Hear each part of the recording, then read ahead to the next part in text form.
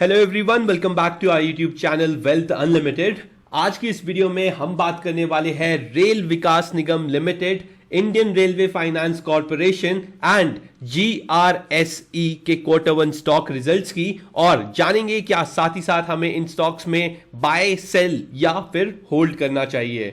So before starting the video, अगर आप इस चैनल पे पहली बार आए हैं तो please make sure to hit the subscribe button and do like this video. Recently हमने यहाँ पे वीडियोस रखी है in relation to latest IPO and stock market updates, साथ ही साथ कुछ बॉटम आउट स्टॉक्स के बारे में मैंने आपको बताया है। आप इन वीडियोस को जाके भी एक बार जरूर देखिएगा।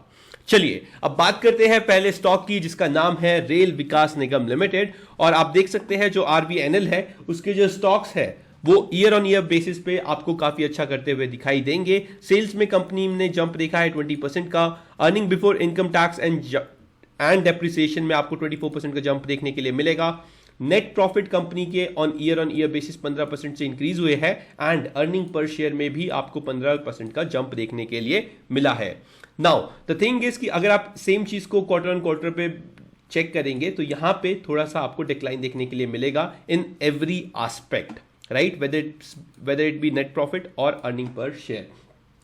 तो जो रिजल्ट है इस पर्टिकुलर स्टॉक के वो थोड़े एवरेज है, मिक्स रिजल्ट्स है। ऑन क्वार्टर बेसिस थोड़ा डिक्लाइन है, हाउएवर ईयर ऑन ईयर में कंपनी काफी अच्छी करते हुए दिखाई दी। और मैं अगर आपको इसके फंडामेंटल्स की बात करूं तो ये है आरवीएनएल के फंडामेंटल्स, जहां पे इस कंपनी का मार्केट कैप 26,292 करोड़ रुपीस का है। स्टॉक की पी अभी भी 17.9 की है।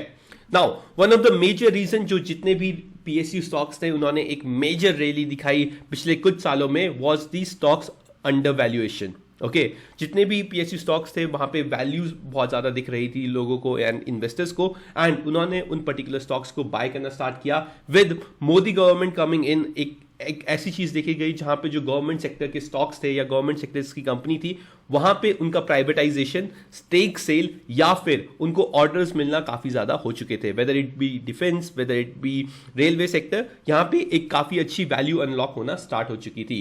एंड अभी भी ये रीजन है कि मुझे लगता है कि जो रेल विकास निगम लिमिटेड का स्टॉक है ये अपने करंट लेवल पे और भी ऊपर जा सकता है, जिस हिसाब से इसकी ऑर्डर बुक ग्रो हुई है पिछले 2 साल में। चलिए अब मैं आपको इसका पीयर कंपैरिजन दिखाऊं तो आप देख सकते हैं यहाँ पे कुछ कंस्ट्रक्शंस कंपनी का कंपैरिजन इस पर्टिकुलर स्टॉक से किया गया है। हाउएवर ये बिल्कुल भी वैलिड नहीं है, बिकॉज जो रेल विकास निगम लिमिटेड है ये कंप्लीटली डिपेंडेंट है रेलवे सेक्टर के परफॉर्मेंस पे और रेलवे सेक्टर के ऑर्डर बुक पे। नाउ द थिंग इज, अगर आप यहाँ पे देखिए तो जो कंपनी है उसके जो सेल्स है वो सिक्वेंशली इंप्रूव होते हुए आपको दिखाई दिए है जून क्वार्टर से। यहाँ पे 4641 का जो जून 2022 में इनका सेल्स था वो बढ़कर 5572 का हो चुका है जून 2023 में। और आपको एक और चीज यहाँ पे देखनी होगी, जो ऑपरेटिंग प्रॉफिट है और प्रॉफिट मार्जिन है कंपनी के, वो आपको मेंटेन होते हुए दिखाई दे रहे हैं 6 to 7% के बीच में, राइट।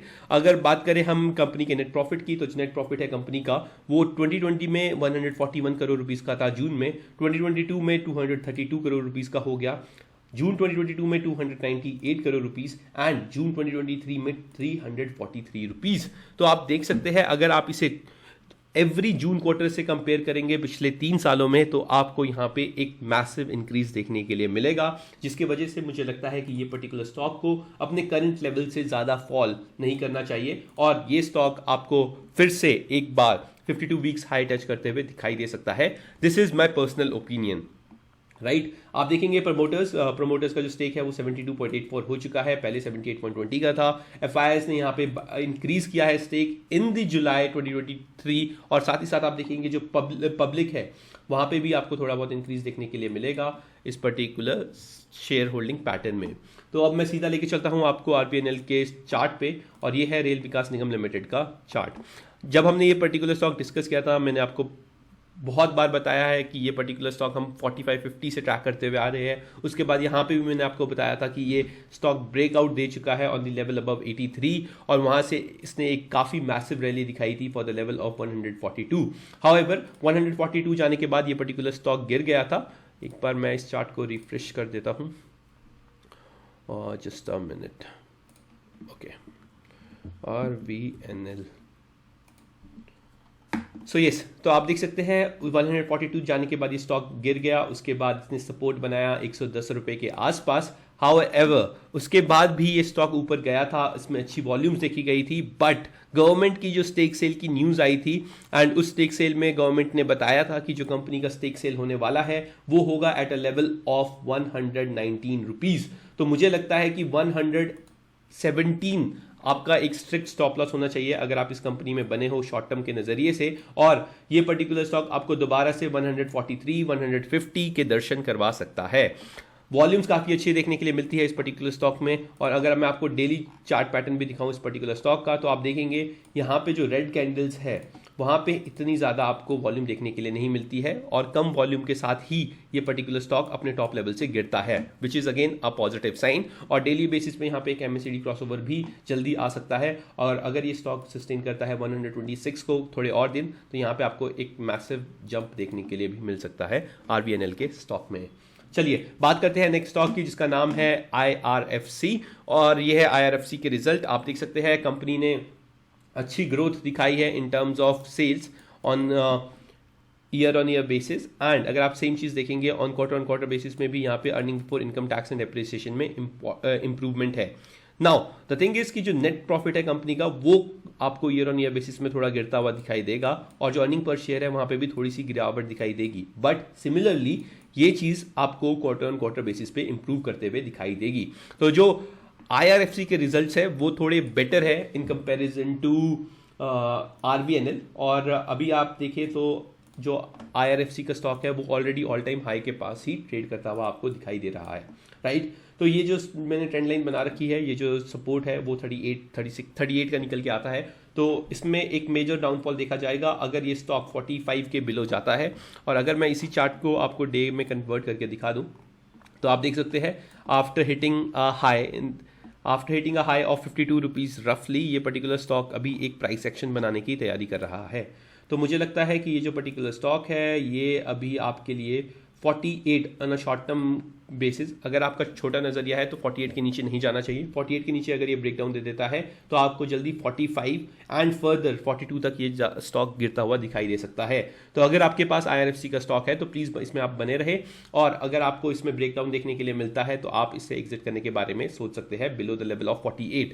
अगर ऊपर की साइड ये 52 का लेवल तोड़ता है तो यहाँ पे एक नई रैली स्टार्ट होने के लिए दिखाई दे सकती है आपको।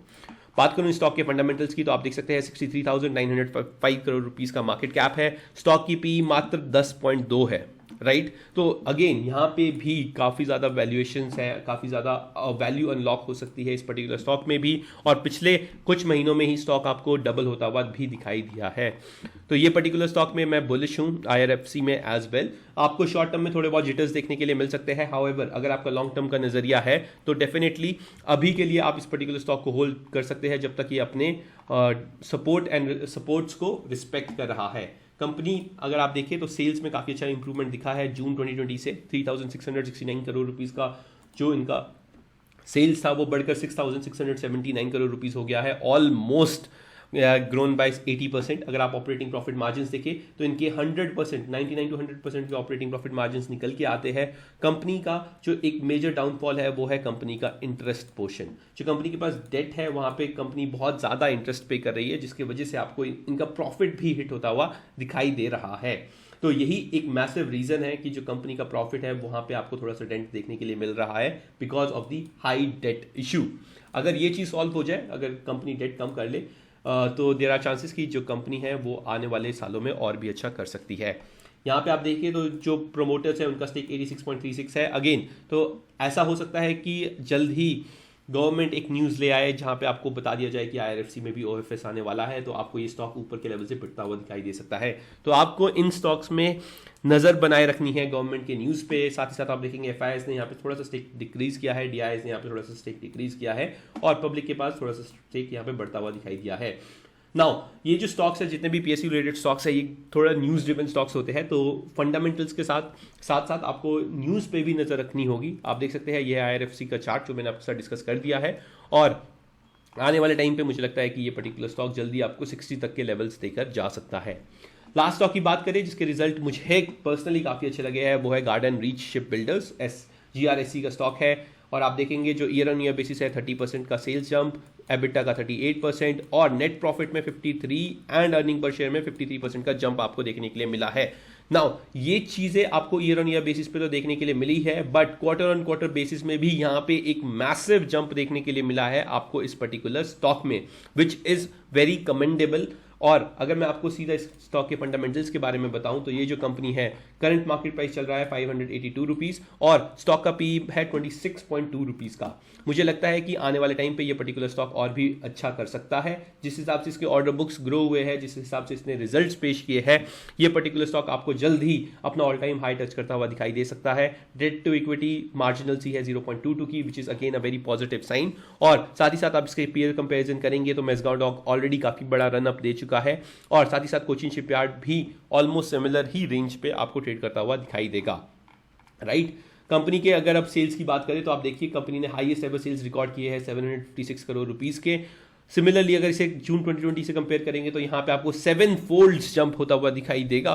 साथ ही साथ अगर आप नेट प्रॉफिट देखें तो 0 से बढ़कर 77 करोड़ रुपीस हो चुका है। कंपनी का जो आप ऑपरेटिंग प्रॉफिट देखेंगे -37% से इंक्रीज होता हुआ अब कहीं जाके 6 to 7% पे स्टेबल होता हुआ दिखाई दे रहा है, which is a very positive sign. साथ ही साथ शेयर होल्डिंग पैटर्न की बात करेंगे तो आप देखेंगे ऑलरेडी प्रमोटर्स का स्टेक 74.50 पे है, एफआईआईज ने यहाँ पे स्टेक इंक्रीज किया है, डीआईएस ने यहाँ पे स्टेक थोड़ा सा डिक्रीज किया है और जो इंस्टीट्यूशन जो पब्लिक है उनके पास ओनली 14.93% का स्टेक है, राइट। और सीधा लेके चलता हूं मैं आपको जीआरएससी के चार्ट पे और काफी अच्छा बॉक्स पैटर्न यहाँ पे बना हुआ है जीआरएससी के under on a daily basis. एक बार मैं ये चार्ट रिफ्रेश कर देता हूँ तो ये आप देख सकते हैं काफ़ी अच्छा एक बॉक्स पैटर्न बन रखा है और नीचे के साइड में डाउन साइड मुझे बहुत ही कम दिखती है 540। ये है एक पहला स्टॉप लॉस। अगर ये पर्टिकुलर स्टॉक नीचे गिरता है तो आपको यहाँ पे कहीं पे बाइंग करने के बारे में सोचना चाहिए। करंट लेवल्स पे भी मुझे अच्छा लगता है पर्टिकुलर स्टॉक सपोर्ट ले रहा है 570 रुपए का जो है इसका 50 डेज मूविंग एवरेज। हाउएवर उसके बाद अगर ये नीचे गिरता है तो मुझे यहाँ पे लगता है कि ये पर्टिकुलर स्टॉक 500 रुपए के लेवल के नीचे नहीं आना चाहिए। पर्सनली मैं अपनी पोजीशंस बनाने वाला हूं गार्डन रीच शिप बिल्डर्स के स्टॉक में और अगर आप देखें तो यहाँ पे वॉल्यूम स्पाइक्स भी काफ़ी अच्छे देखने के लिए मिल रहे हैं, इंस्टीट्यूशंस के फुटप्रिंट्स आपको देखने के लिए मिल रहे हैं और साथ ही साथ जब भी स्टॉक नीचे आ रहा है या साइडवेज हो रहा है तो यहाँ पे सेलिंग वॉल्यूम्स इतनी ज़्यादा नहीं है जितनी बाइंग वॉल्यूम है, which is again a positive sign. और मुझे ये कंपनी अच्छी लग रही है, करंट लेवल्स पे ज़्यादा भागी भी नहीं है और अगर आप इसे मंथली बेसिस पे भी चेक करें तो यहाँ पे आप देख सकते हैं मंथली बेसिस पे भी चेक करें तो 300 का स्टॉक अभी सिर्फ 600 तक ही पहुंचा है, 2x ही हुआ है और काफ़ी पोटेंशियल रखता है। तो ये थे वो 3 स्टॉक जो मैं आपके साथ डिस्कस करना चाहता था। I hope I was able to give you a good overview of these particular stocks. तीनों ही स्टॉक्स में मुझे लगता है कि अगर आपके पास है तो आपको बने रहना चाहिए अनटिल और अनलेस जो डिस्कस किए हुए स्टॉप लॉसेस को वो हिट ना करें। तो अगर आपका लॉन्ग टर्म का पर्सपेक्टिव है तीनों ही स्टॉक्स मुझे अच्छे लगते हैं। हाउएवर इलेक्शंस पास है और थोड़े न्यूज़ ड्रिवन स्टॉक्स है तो आपको इसमें डेफिनेटली अपने टोज पे रहना पड़ेगा। और डिस्क्लेमर मैं आपको दे दूं कि ये सिर्फ एक एजुकेशनल पर्पस के लिए वीडियो मैं बना रहा हूं, मैं आपके साथ अपनी रिसर्च शेयर कर रहा हूं और please do not blindly follow me, अपने फाइनेंशियल एडवाइजर से डिस्कस करके ही स्टॉक मार्केट में पैसा इन्वेस्ट कीजिए। Thank you, have a good day.